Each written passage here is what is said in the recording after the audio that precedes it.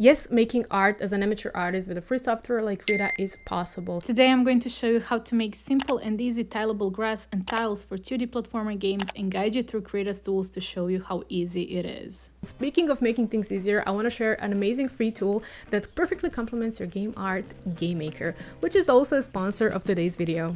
GameMaker is fast and easy to use, a 2D game engine that is a great fit for beginners and experienced developers. Many successful indie games were made using GameMaker, such as Undertale and Katana Zero. And if you're a complete beginner when it comes to making games, GameMaker offers free templates you can use to better understand how certain games are made, and asset bundles which are also free to download. Oh wow. I had so much fun exploring GameMaker, and all thanks to the endless easy to follow tutorials on their YouTube channel. I found GameMaker very intuitive to use, especially for someone who doesn't have much experience working with a game engine. From the artist's perspective, everything looks so coherent and very well organized with pre-made folders and drag and drop system. If you ever get stuck with something, GameMaker has a vibrant and helpful community of passionate developers on Discord, forum and subreddit where you can ask, connect and learn with fellow developers. Download GameMaker for free using the link in the description down below. Thank you so much GameMaker for sponsoring this video, and now I will show you how you can bring your first game assets to life.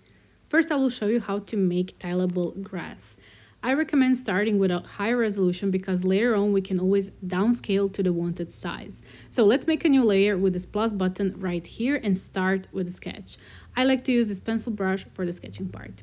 While sketching, I'm thinking about keeping it very simple and more like cartoony style.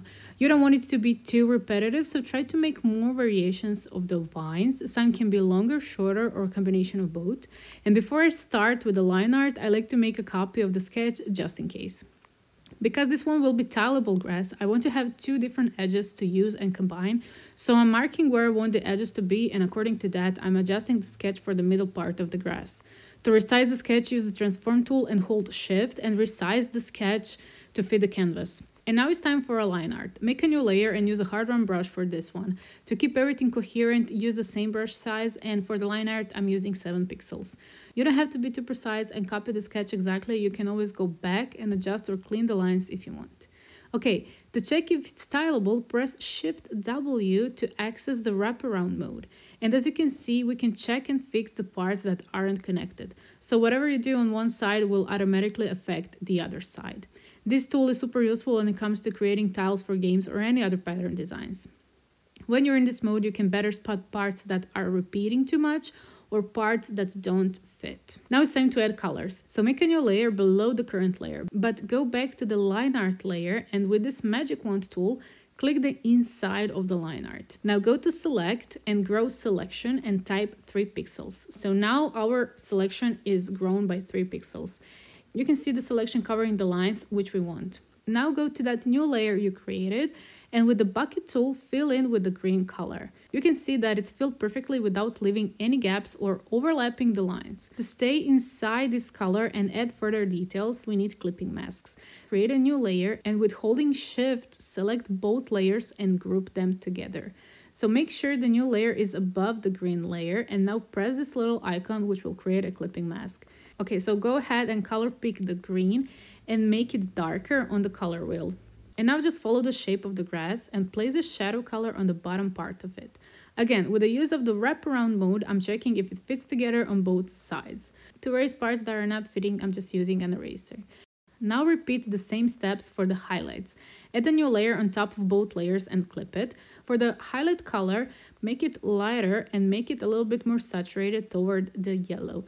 You can keep the wraparound mode turned on the whole time you're painting, so you don't have to erase a lot later. As the last step of the painting process, let's add some details. So on a new layer, draw some little lines with a darker green to represent some texture on the grass. I didn't want to overdo it, but you can add as much as you want and prefer. If you're not happy with the color choices, you can press Ctrl-I on the keyboard and change the color, saturation, or lightness of the colors. So I just wanted to make it more saturated in this case. Now it's time for the edges. I'm just resizing the canvas with C on the keyboard so I can see how it fits together. You can do that, you don't have to do that, but it's kind of easier when you see the whole picture. Turn on the sketch layer and position it where you want it to be, and again, with a hard-run brush, make a line art for this part.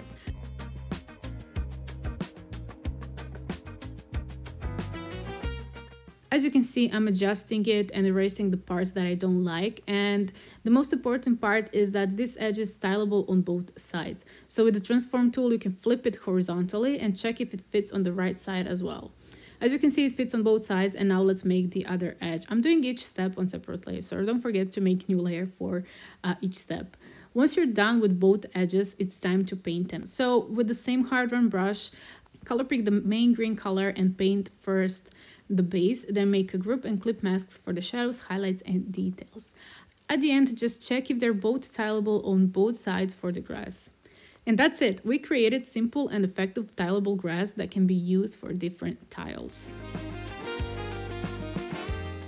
The next one is ground tiles, and for this one I'm using the same document size. Start with filling the layer with the brown color for the ground. On a new layer, sketch the grass on top, and with the same method make it tileable on both sides.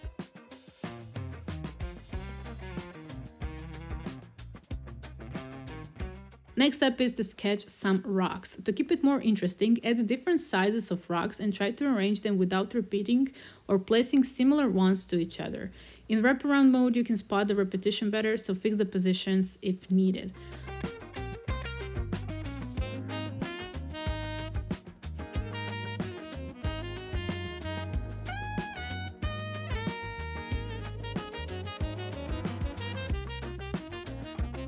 On a new layer, make line art. Erase this top part of the ground color, and with the same selected method, select the grass and fill it with the green color. Repeat the same for the rocks, and don't forget to check how it looks in wraparound mode. The steps for the grass are the same, so I just skipped it in this part of the video. When it comes to coloring the rocks, just keep in mind to follow the shape of the rocks you drew, as well as for the highlights on the top. And now it's time for the final details. So in wraparound mode, paint these swirls with bigger brush strokes. And you can see that in this mode, we can be more precise to connect both sides more accurately. You can totally skip this part, but this also can add a little bit more interest to the ground. And the very last step is to add shadows underneath the grass and the rocks.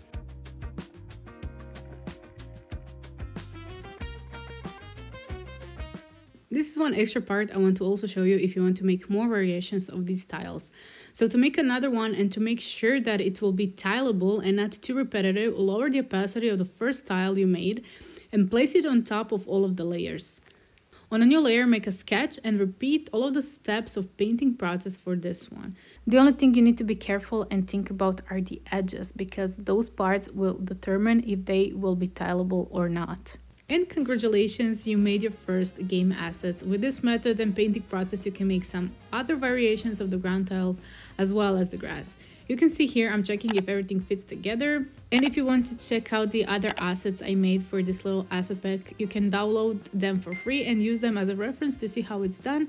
Thank you for watching this video, and if you found something useful here, please like, subscribe, and leave a comment down below, and I'll see you in the next video. Bye!